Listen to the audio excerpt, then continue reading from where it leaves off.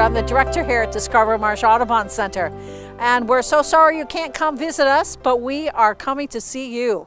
So we have some visitors here from Wentworth School, the third graders, and they are here today and they're going to tell us about who they are and what they'd like to see in the marsh. Hi, I'm JJ and I'd like to see a red-winged blackbird today. My name is Piper and I would like to see some fish. Hi, I'm George and I might like to see an eagle. So I want you to look out at the marsh. You've probably driven by and seen it, but I want you to take a really good look at the marsh.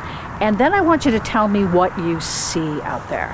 What kind of plants do we have? Do you see any animal life at all? Okay. Do you see anything in the middle of this river here? And what kind of water is this? Okay, so be thinking of that.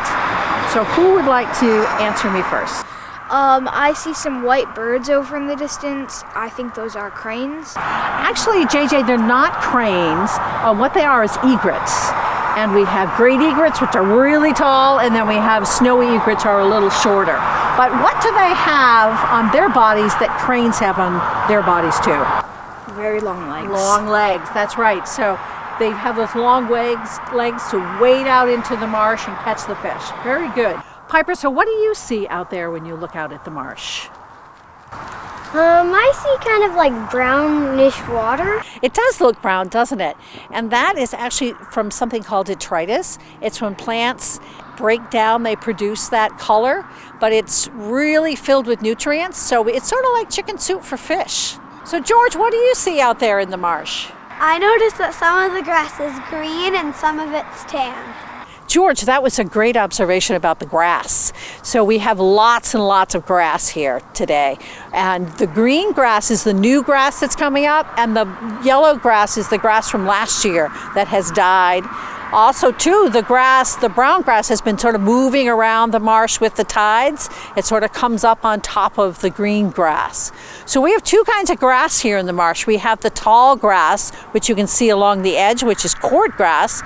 And also we have salt hay, which they used to feed to cattle. Okay, so now that we've seen a little bit of the marsh and the overview over here, we're going to be walking across the street on a nature trail, which is pretty narrow, and we're going to be looking at some of the parts of the marsh.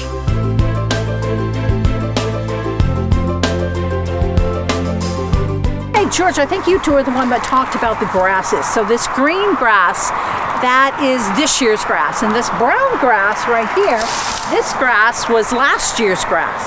So this right underneath our feet is just layers and layers of dead grasses.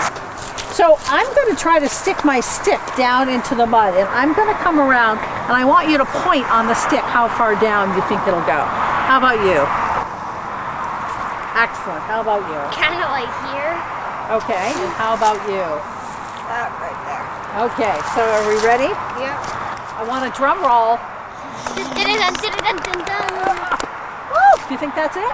No. No. You could probably make it go even further. I know, we could make it go down 3 times as high as I am. That's 15 feet. Because it's just layers and layers of dead grasses on top of each other. So wait, you could grab a shovel, dig down all this. And then you would finally find the grass? No, you found the dirt? Yeah, like dirt. Just layers and layers of grasses on top of each So other. that's grass? Yeah, it's dead grass. It's been around for a while. If we look at this, see, I picked up some. It looks like mud, right? But look at it. When you look at it carefully, it's just really grass. just grass. Exactly. So what this does, though, has anyone here used a sponge before? Yes. Yeah. So the marsh is like a big sponge, and when the rain comes in and it rains and rains and rains, do you think it sucks up the water, or does it flood out? Sucks. Sucks up the water, that's right. So it sucks up the water, and that helps with flood control. Now this is the hard part, is getting this thing out, okay? Okay. If I fall over, you're not going to laugh, right? No. Here we go. Ugh. Oh, there we go. Not too bad. Ew, very. Yeah, it has some mud on here, but also too, there's a lot of water on it also, right? Because it's like a sponge.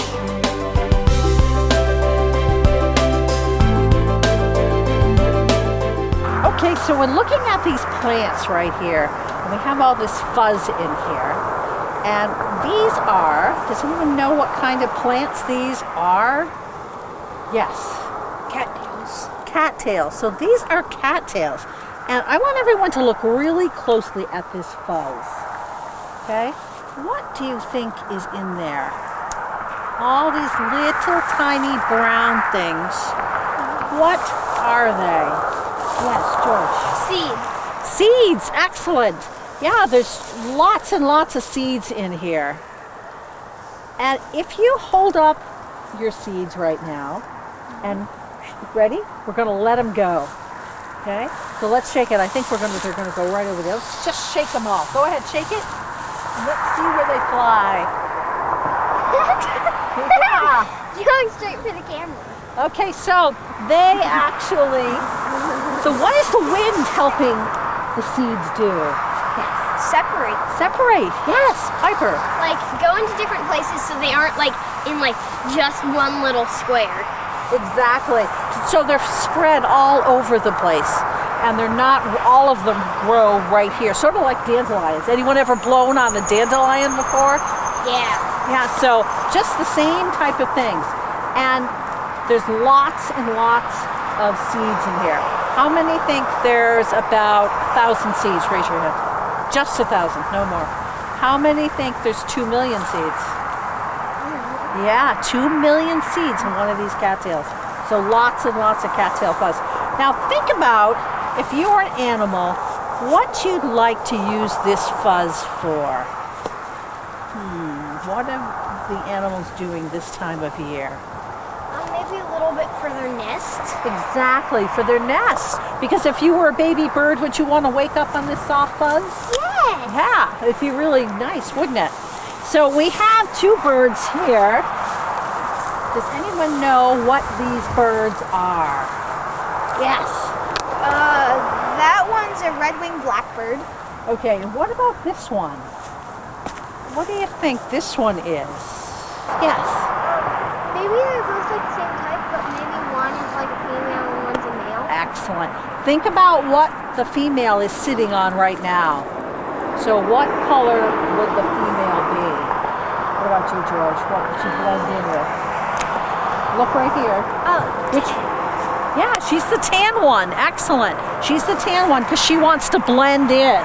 And the male here, he has a bright red wing.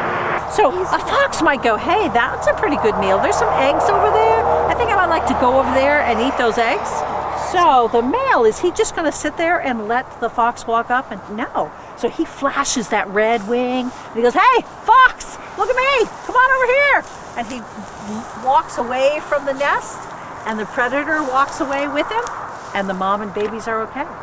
So that's why he's all red like that. And he doesn't blend in because he wants to lure the predators away. Do you know what that word is when you blend in with everything around you? Begin to see. You ready? I'm going to count to 3. Let's shout it out. You ready? 1, 2, 3. Camouflage. Camouflage. Excellent.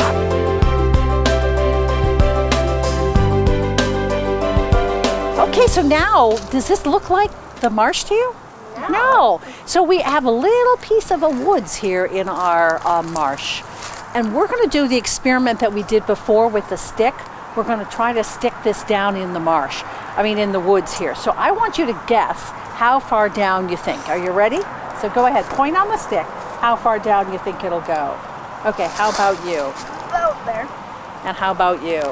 There. Okay, so you ready? Yep. Not at all. Okay. I had my breakfast today, so.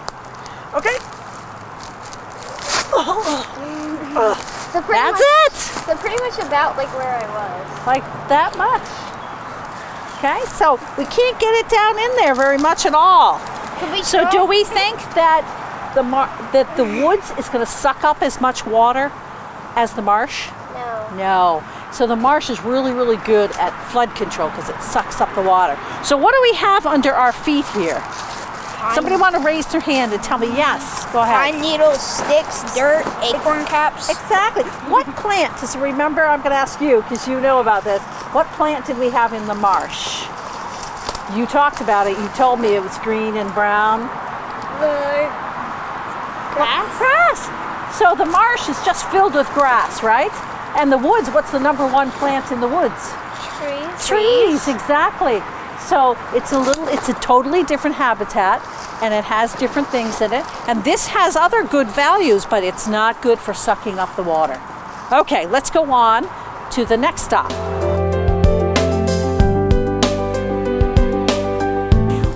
What is this? Somebody raise your hand and tell me, what is this green stuff? Yes.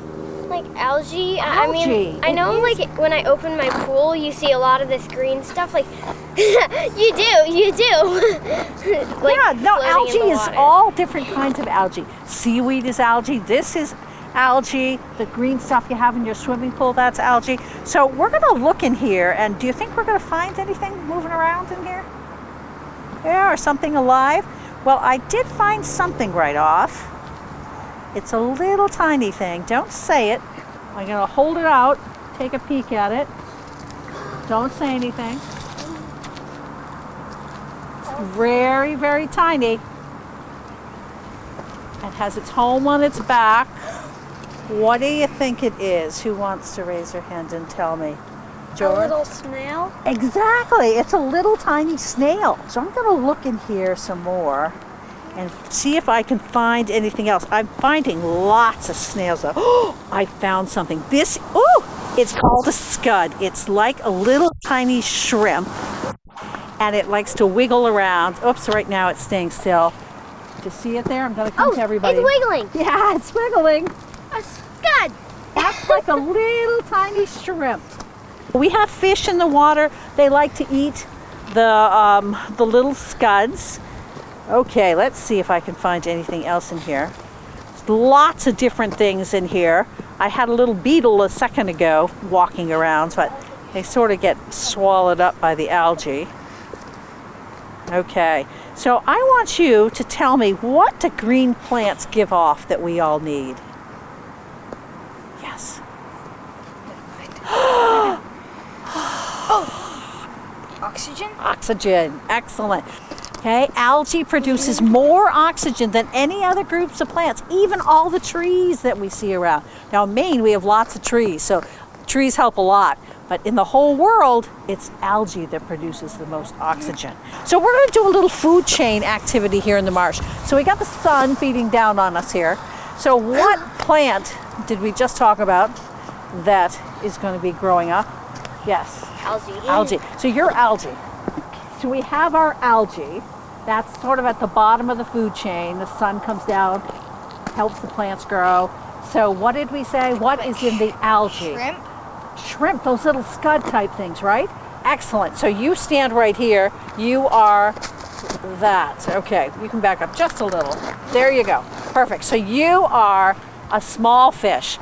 Okay, so George, what eats a small fish?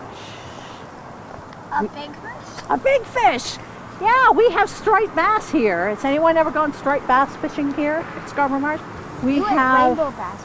Yeah, so we have some striped bass, so a big fish. What are some other things that might be part of our food chain? We saw some white ones across the street.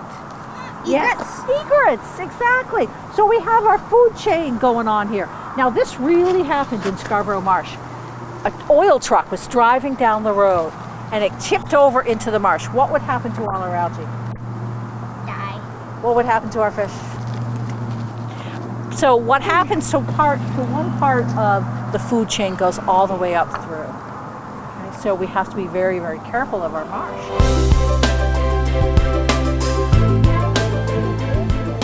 Okay, we've got fish. Woo! Whoa! Lots of fish.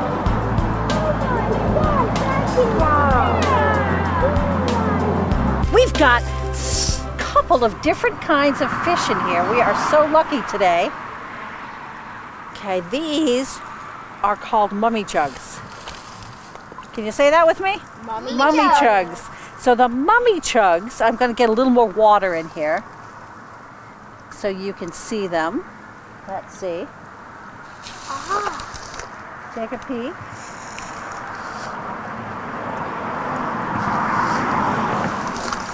They're super weird and they kind of turn it kind of yellow, it looks like. Yeah, they're sort of yellowy green.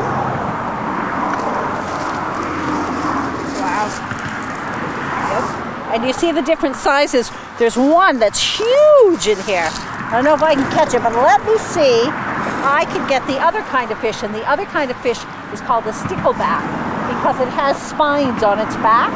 So that's why they call it a stickleback. So let me see if I can find one of those. There's so many fish in here that it's hard to see. Okay. Oh, I got one. Okay. Let's get a couple of these mummy chugs out. Okay, I'm gonna leave a couple of the mummy chugs in, and then I'm gonna show you the long, see the long thin one in there. See it? Closer to, yeah, it's in the middle now. That is the stickleback. And the male is red on the bottom. Oh, yes. You see it? He's a little red right now. He's going to get even more red in another month or so. And he's the dad, and he takes care of the eggs, and he takes care of the babies. And the mom just sort of leaves. She goes, see you later. And she leaves the dad, and he just takes care of all the babies. And he protects them from anyone eating them, because when they're real tiny, you think they'd be good food for the other fish? Yeah. So he sort of takes care of them. So I'm going to make a whirlpool. I'm going to make a current. Do we think the fish are going to swim with the current or against it? With the current. Everybody make it with the current or against the current? George is like, oh, I don't know. He's peer pressure here. He's like, maybe, the others. Okay, so I'm going to make the current. I'm going to step away one at a time, quickly come in and check and see what they're doing, and then step back. Okay, you ready? Let's see, I'm going to make the current. Okay. Okay, you ready, George? Don't say anything. Okay, step back. Current's going this way. Okay, what happened? Yeah. They're kind of like some fish are going this way and some fish are going that way. Well, they're pretty much all going against the current, though. If you look at them, right? Because there's just so many of them, but they're all going against the current. So how do fish breathe? Through their gills. Gills. So the water rushes over their gills, and they get the oxygen out. So that's why they swim against the current, because if they swim against the current, it pushes the water over their gills, and then they get the oxygen out of that.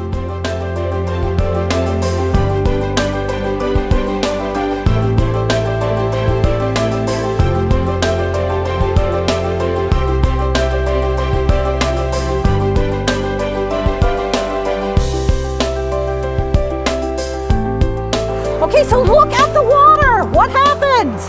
It went down? Yes. It went down? It went down by quite a bit, didn't it? Yeah, so the water here is really tidal. So we can see how much mud is showing right now. At really, really high tide, the whole marsh will be covered sometimes. So it really fluctuates. It can be really low, it can be really high. So we're seeing some birds here. Does anyone else see them? Yeah, Piper, what do you see over here? Sometimes like a sandpiper. Yes, just like her name, but there's a piper down here, and it's called a willet, and it screams, "We will it, we will it, we will it!" trying to scare everybody away. Okay, so that's the only sandpiper that nests in the marsh. We have other sandpipers, but they do something that animals do, especially birds, in the fall and the spring. What is that? They migrate? Migrate, yeah, so this is really important for the migrating bird. This is like a big motel right out here. They stay here for a week or so, they go to McDonald's, well, they can't do that, but they actually get their fish right here, so this is a stopover for them. If we didn't have Scarborough Marsh, the birds wouldn't have any place to stop and then go north, so it's really important for migration. But that one sandpiper we saw, that willet, that stays here all summer long. But I'm seeing some other birds over there. Anyone else see them? Egrets? Egrets, excellent. So we have some egrets over there. Those are the snowy egrets, a little smaller than the egrets we had before. And what are they getting in the water, Piper? Fish. And what's the name of the fish? You remember? Anyone remember? Yes. Mummy dub. Oh, so close. Mummy chugs. Oh, That's yeah. right. Those mummy chugs. So we sort of again have that little food chain action. So I want to thank you all for coming to the marsh. And we really appreciate you coming, and you can come back anytime you want. You can walk on our trail. And this summer, we're hoping we're going to open up and we're going to have canoe and kayak rentals too.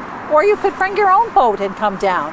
But I have one last question to ask you, and that is, what was your favorite part of the walk today? What did you see or what did you learn that you liked about the marsh? Okay. I like seeing the fish. The fish, the mummy chugs are pretty neat. Yes. Like how fast the water went down. Like it was pretty high before. Now all of a sudden it's all the way down. Exactly. It's pretty amazing. How about you, George? The road. Oh, the old road? Yeah, that was pretty interesting how the marsh sort of took it over and sort of breaking it down. Excellent. I want to thank all of you that are watching this from home. We really appreciate you coming out. We hope that you come down to the marsh and do some exploring on your own. So I want you to think back about your trip here through the marsh. And I want you to think, what was your special thing? What did you learn about the marsh that maybe you didn't know about before you came here today? Also, I want you to think about why a marsh is important. Why is it special? What does it do for the animals that live here? What does it do for the people?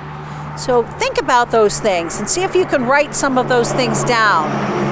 Again, I want you to come out, enjoy the marsh, and thank you again for coming.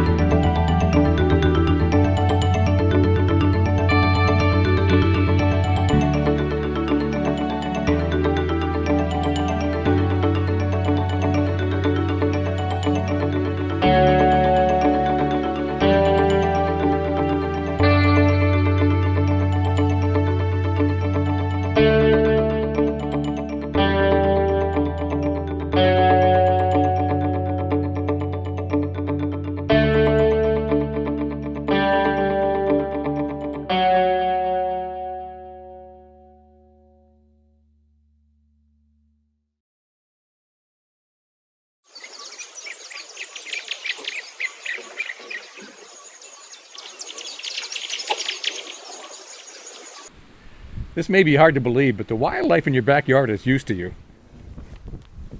Oh, the things I do for science. This is my backyard. This summer I've been stuck at home a lot getting to know my neighbors, mostly furry and feathered. The other day I was moving my kayak when a hairy woodpecker landed on the suet feeder, just 8 feet away. He didn't even seem to care at all that I was right there. So I said to myself, okay, apparently we know each other. How close can I get before he does care? The answer was 4 feet. So what about all these other birds? Well, for chickadees, they were okay at about 6 feet. 3 feet, not so much. Nuthatches, same thing.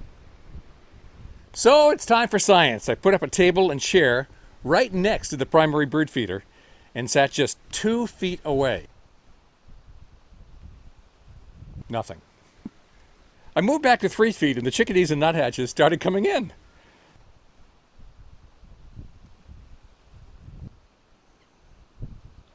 The hairy and downy woodpeckers came in, chowing on the suet just 3 feet over my head, close enough to touch.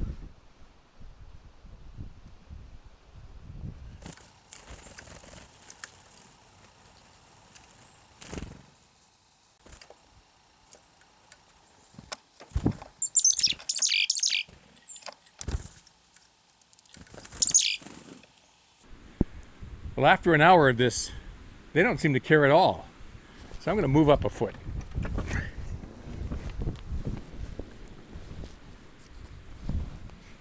The mourning doves don't trust me. For the first hour, they wouldn't even come in the yard. Now they're starting to move up.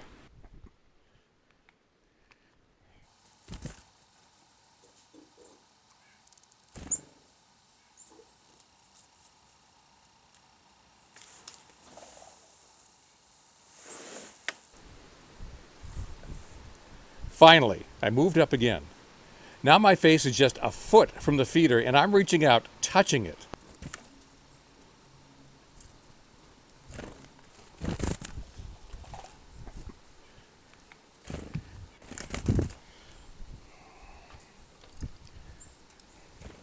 Everyone's decided I'm not a threat. The birds are just walking around my fingers. At this point to them, I'm just scenery. If you ever wonder what they think about you, now you know.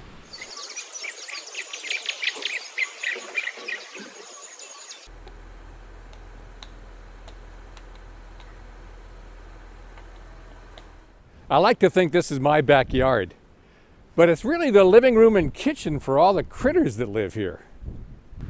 For months of self-isolation, I've been watching the birds coming and going from my backyard. I think the little twerps have a system. Maybe this is nuts and because I'm stir crazy, but today I'm going to spy on them for a couple of hours and see exactly what it is they're doing. For instance, there seems to be a rhythm to how they come and go. The downy woodpeckers don't like to seem to be alone. The bigger birds, blue jays, hairy woodpeckers, mourning doves, they don't seem to care so much. The chickadees and the nuthatches come in waves, and when they come, they seem to be vigilant enough to make the other birds and the critters a little more comfortable about the safety in the area. Start the clock. It's 9:30. There's nothing in the yard, no squirrels, no birds, just one sleeping porcupine. So we wait. And we wait. And we wait. Hold on. Hairy woodpecker and a white-breasted nuthatch both called simultaneously. And here they come. 9:55, and suddenly there's 2 hairy woodpeckers and 1 downy woodpecker at the feeder. The hairies are bigger, so they can bully their way around the feeder. The downy just sort of sits and waits until they've had a mouthful and fly off. 4 minutes. They're here 4 minutes, and then all of a sudden, all the birds are gone again. 10:30. Not a single bird, not even a squirrel. For an hour, I haven't seen a single squirrel, and this yard is usually full of them. I wonder if the squirrels are coming in with the birds. Maybe they're using them as warning sentinels. Hold on. It's 10:46. Suddenly the backyard is full of birds. There's 3 white-breasted nuthatches, 2 red-breasted nuthatches, 1 downy woodpecker, 2 hairy woodpeckers, 3 gray squirrels, 1 red squirrel, all at once. 10:59. Just 7 minutes. And all of a sudden they're all gone, not even a squirrel. 11:30. It's quiet. I mean, really quiet. 11:37, here we go again. 2 downy woodpeckers, 2 hairy woodpeckers, 3 white-breasted nuthatches, 2 red-breasted nuthatches, 3 chickadees. And look at that, a brown creeper. It's a whole flock of different birds all came in at once. 7 minutes. And all of a sudden, they're all gone again. Well, there's something going on here. It's now noon, 2.5 hours later. Birds come in waves. The chickadees and nuthatches seem to lead the way. At least they're noisy. And that convinces the other birds that there's somebody watching over them. A common raven just croaked. It's telling me whether to do this again, and he says, nevermore.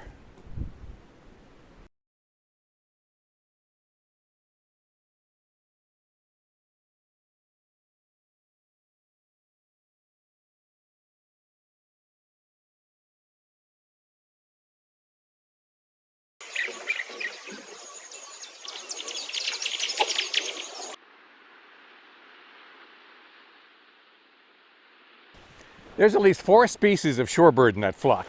How on earth are you going to tell them apart? Yeah, follow me. We're in Lubeck.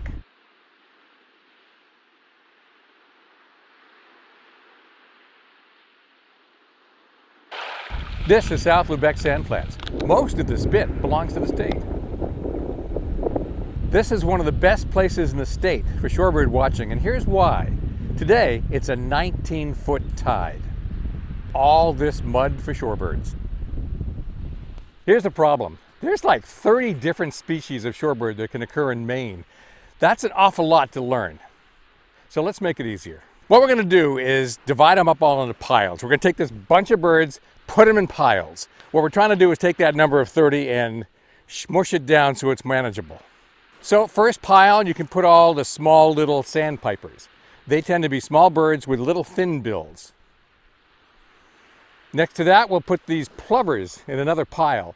They are also small but have thicker, shorter bills. Then we're going to take all the other shorebirds and put them in another pile. Another way to divide up all these birds into piles is just do it by size. Smallest include the least sandpiper, which is sparrow size, maybe 6 inches. Semi-palmated sandpiper, that much bigger.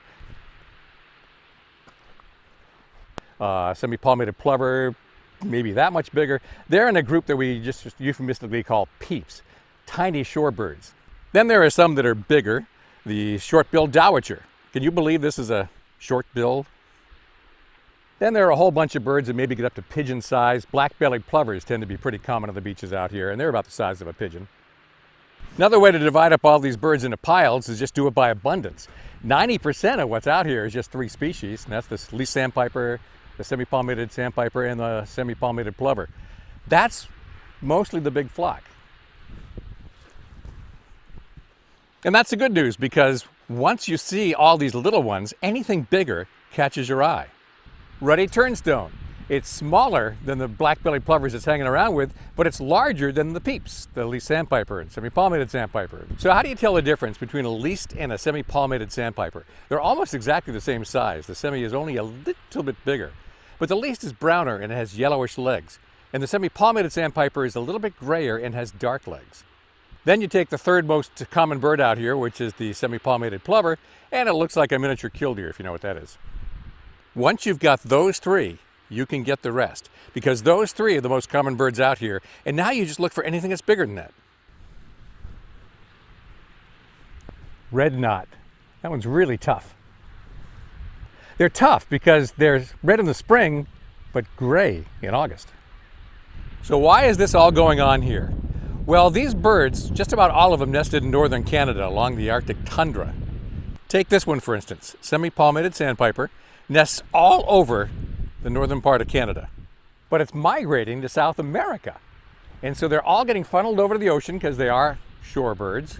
So they go to the shore, they come right through Maine. The entire population for a good part of Canada comes right through here. So once you get the top 3 and eliminate the ones that can't possibly be here, you're only choosing between a handful of birds. I mean, a whimbrel doesn't look like anything else.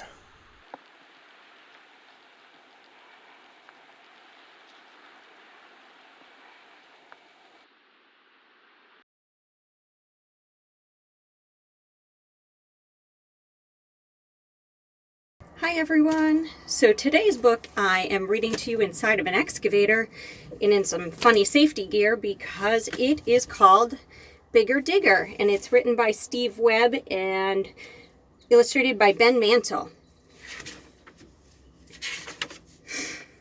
Big truck, quarry truck, splish splash muck, quarry truck, big truck, slip slide stuck.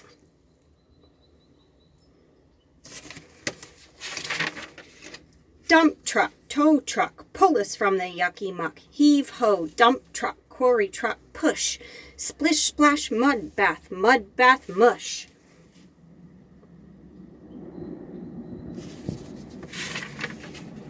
Oh no, dump truck, quarry truck, push. Dump truck, tow truck, sinking in the mush. Quarry truck, dump truck, slip slide muck. Dump truck, quarry truck, sink sunk stuck.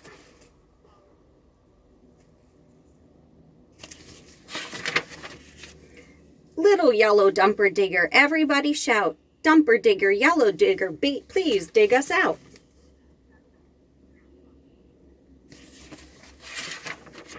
Quarry truck, still stuck. Dump truck 2. Dig, little yellow digger, little digger do.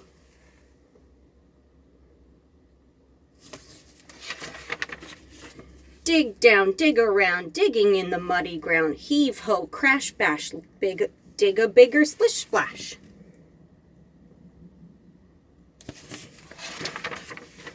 Oh no, slip slide, mud bath mash. Little yellow dumper digger, upside down crash.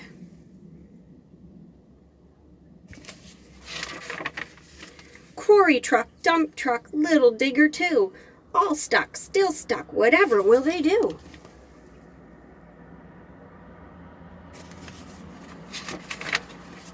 Bigger digger, dumper digger, to the rescue. Dig bigger, dumper digger, bigger digger do.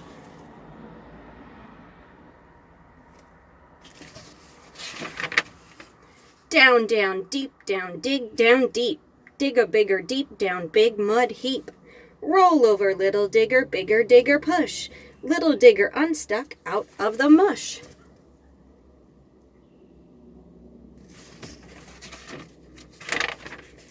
Dig bigger, dumper digger, little digger do. Dump truck, quarry truck, unstuck too. Thank you, bigger dumper digger, everybody shout. Let's do it all again and dig each other out. The end. Well, that had some fun tongue twisters, huh? It's definitely a favorite of my kids because look at this book is torn up. Have fun, you guys.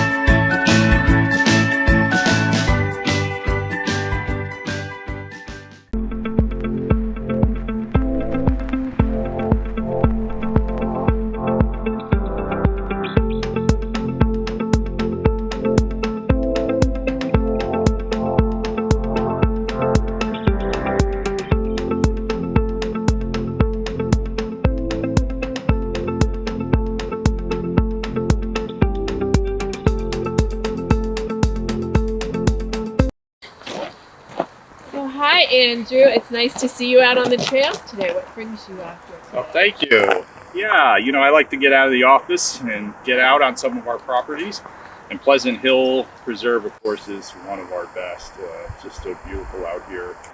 And I love the variety of habitats. So when I can sneak away, I try to get out. And especially since I'm so new as executive director, a lot of people don't recognize me yet. So I can go anonymously through the trails. Through the trails. He is our new, what do I want to say, celebrity, our new director for the Scarborough Land Trust. And Pleasant Hill is one of your beautiful properties.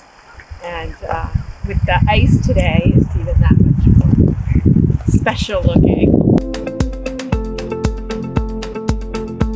Here we are in front of a crabapple tree with, as you can see, quite a few spent, persistent crabapples, which the birds like the robins and the cedar waxwings will be coming shortly, and big flocks will be on trees like these to eat that fruit, which is fermented at this point, but it will provide some good nutrition for them.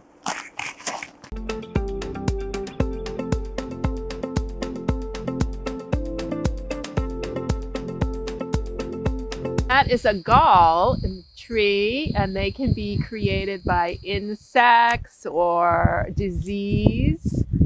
And the winter exposes so many things, like galls. Some of them aren't harmful at all, and some of them are. It just depends on what they are, what caused them, and how stressed the tree was to begin with.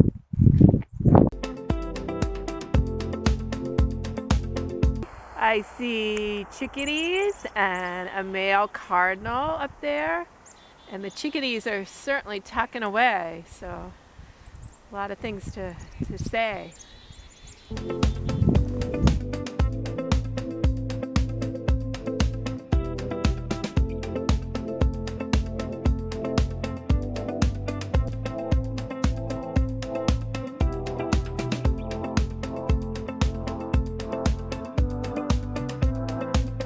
Another thing that winter exposes are birds' nests.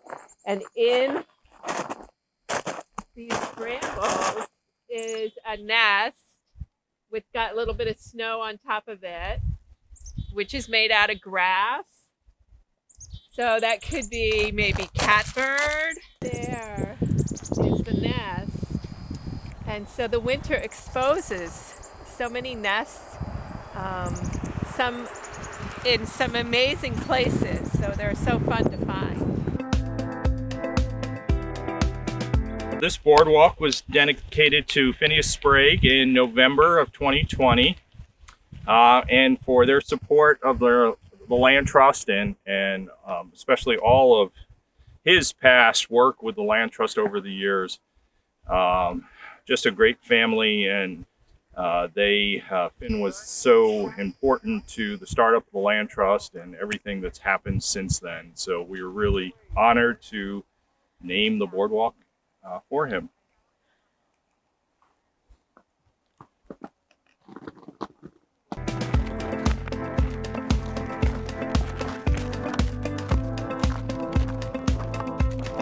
How come nobody cleans up all these snaggy trees? Because they are great wildlife condominiums. So you might have a woodpecker start the holes.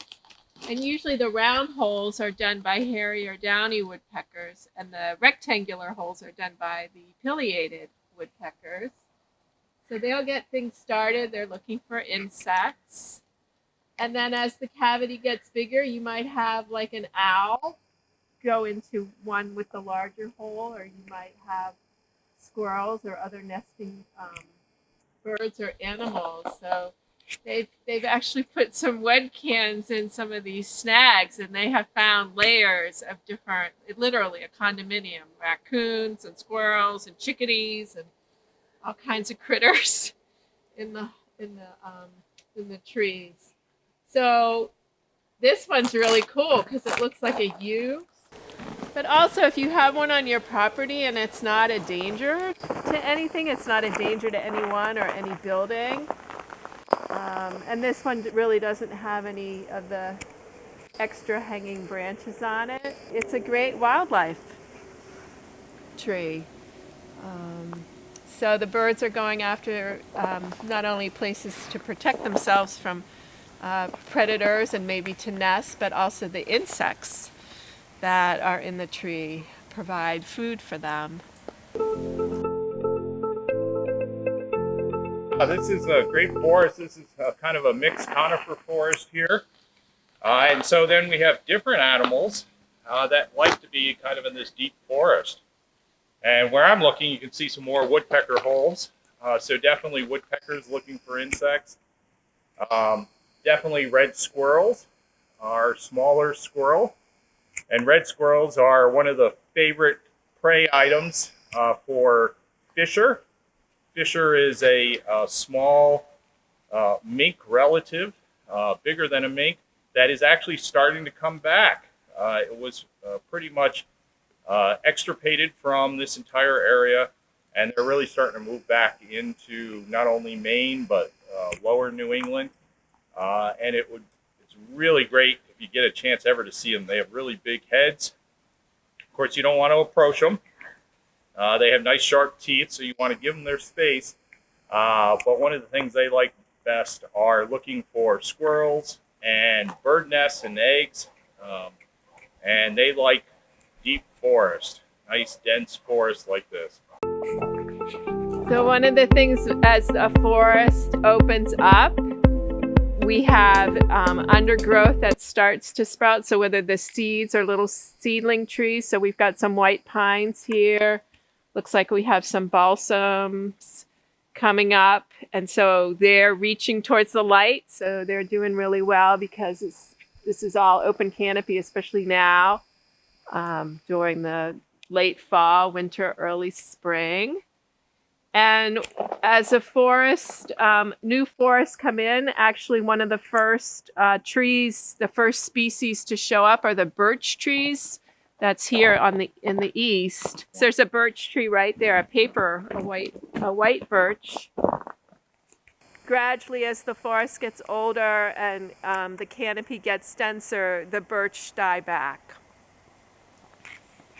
Wanted to point out this tree, and we've been seeing a lot of them on the trail, and this is our native white pine, our native eastern white pine, our state tree.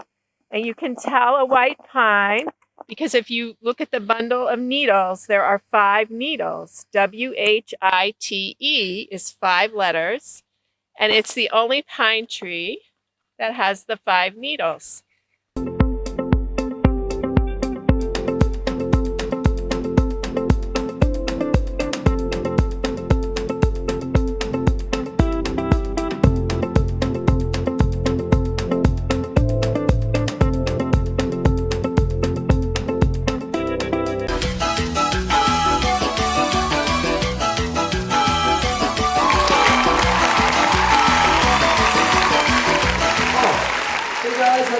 Steve from Scarborough Community Services.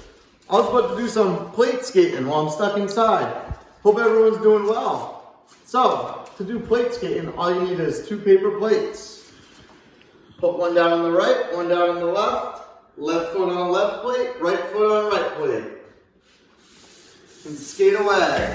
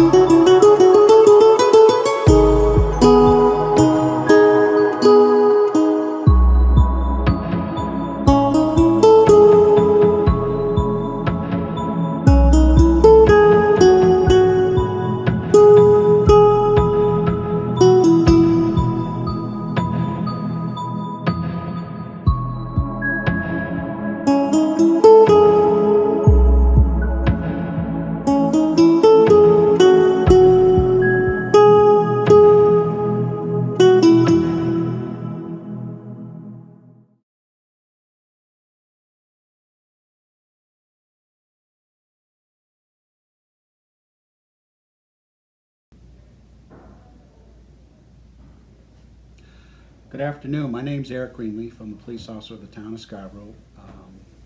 I work in the K through 5 age group in our 3 elementary schools and our intermediate school. A lot of kids know me as Officer Greenleaf. And I've been recruited today to read one of my favorite Dr. Seuss books that I like to read to kids in district. Without further ado, here we go. Thidwick, the Big-Hearted Moose.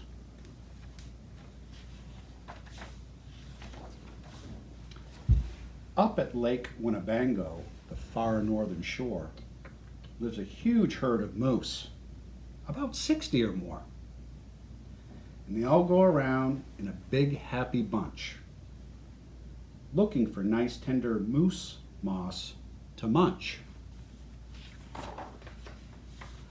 Up at Lake Winnebago, one day they were lunching, just strolling along and enjoying their munching. For the moose moth that day was especially fine.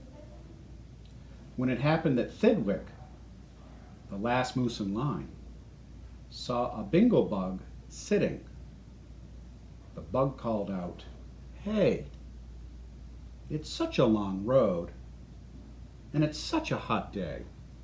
Would you mind if I rode on your horns for a way?" "Of course not," smiled Thidwick, the big-hearted moose. "I'm happy my antlers can be of some use. There's room to spare, and I'm happy to share. Be my guest. I hope that you're comfortable there." So the bingo bug picked out an easy seat, and the moose went on looking for moose moss to eat. Well, an hour or so later, the bug heard a squeak, and he heard the small voice of a tree spider speak. "I say," said the spider, "you've got such a fine place. That moose seems quite friendly, has such a nice face. If I got on too, do you think he would mind?" "Hop aboard," laughed the bug, "and I think you'll find that the moose won't object. He's the big-hearted kind." "I accept," said the spider with joy and delight, and he started a web on the horn to the right. While the spider was spinning, he heard a gay song, and a fresh little zinazoo bird came along. He stopped, and he stared, and he chirped, "Well, well, well. What a smart place to build. What a great place to dwell. I've been living on trees ever since I was born. But here's something new. Why not live on a horn? If there's room for 2, then there's room for 3. There's plenty of room," laughed the bug, "and it's free." Thidwick stopped walking. What was all that talking? These guests had caught Thidwick the moose unawares. "Hey," he called out, "what goes on there upstairs?" "Just building a nest, sir," said the zinazoo, and began yanking hairs out of poor Thidwick's head.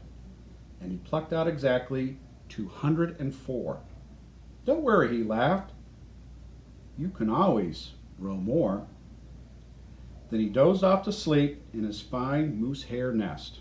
"This bird," murmured Thidwick, "is sort of a pest.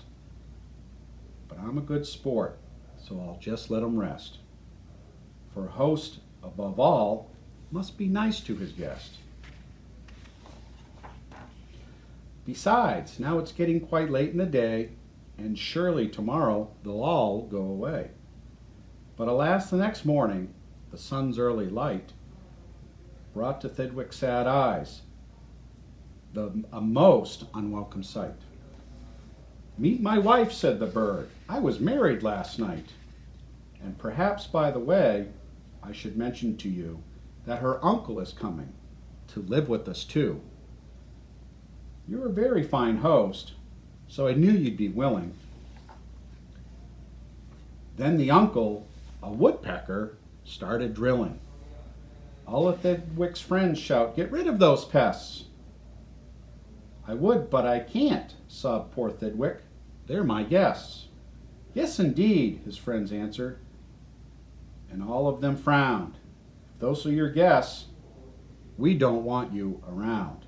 You can't stay with us, 'cause you're just not our sort." And they all turned their backs and walked off with a snort. Now the big friendless moose walked alone and forlorn, with 4 great big woodpecker holes in his horn. "What holes?" whispered Herman, a squirrel who spied him. "What holes to hide nuts in? Mind if I tried 'em?" "They're yours," called the woodpecker. "Get right inside 'em. This big-hearted moose runs a public hotel. Bring your nuts, bring your wife, bring your children as well." So the squirrel family all jumped on pell-mell. And the very next thing the poor animal knew, a bobcat and turtle were living there too. Now that was a big-hearted moose. What is he going to do? Well, what would you do if it happened to you? You couldn't say scat, because that wouldn't be right. You couldn't shout scram, because that isn't polite. A host has to put up with all kinds of pests. For a host above all must be nice to his guests. So you tried hard to smile, and you try to look sweet, and you go right on looking for moose moss to eat. But now it was winter, and that wasn't easy, for moose moss gets scarce when the weather gets freezing. The food was soon gone on cold northern shore of Lake Winnebago. There just was no more, and Thedwick's friends swam away in a bunch to the south of the lake where there's moose moss to munch. He watched the herd leaving, and then Thedwick knew he'd starve if he stayed here. He'd have to go too. He stepped in the water, then oh, what a fuss. "Stop!" screamed the guests. "You can't do this to us. These horns are our home, and you have no right to take our home to the far distant side of the lake. Be fair, Thedwick," with a lump in his throat. "We're fair," said the bug. "We'll decide this by vote. All of those in favor say aye. All of those in favor of staying say nay." "Aye," said Thedwick. But when he was done, "Nay," they all yelled. He lost 11-1. "We win," screamed the guests, by a very large score. And poor starving Thedwick climbed back on the shore. Then do you know what those pests did? They asked in some more. They asked in a fox who jumped in from the trees. They asked in some mice. And they asked in some fleas.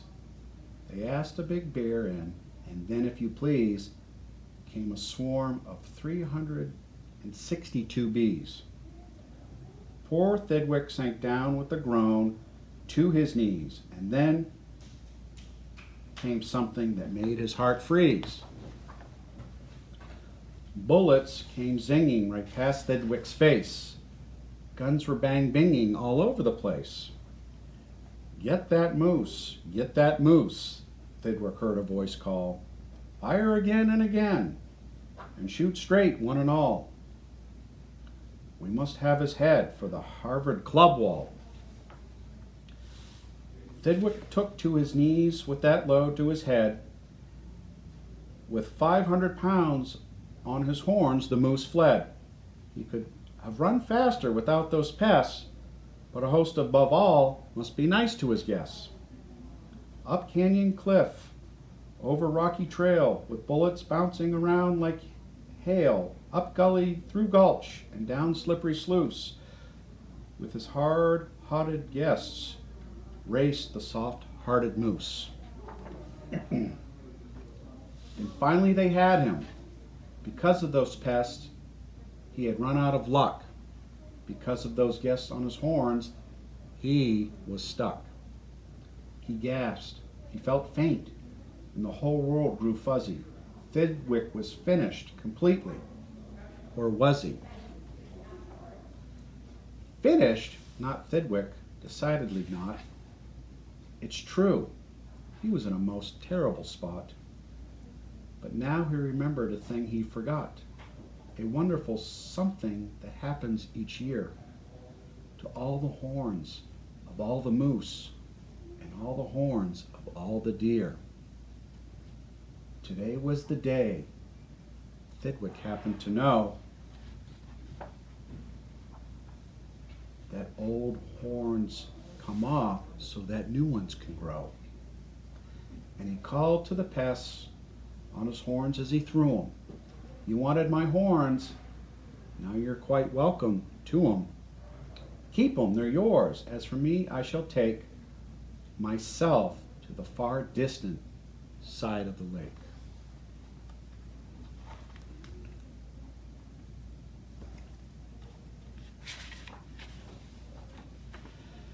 And he swam Winnebago and found his old bunch and arrived just in time for a wonderful lunch at the south side of the lake where there's moose moss to munch.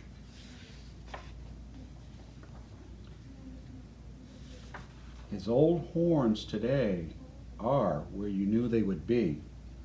His guests are still on them, all stuffed as they should be. The end.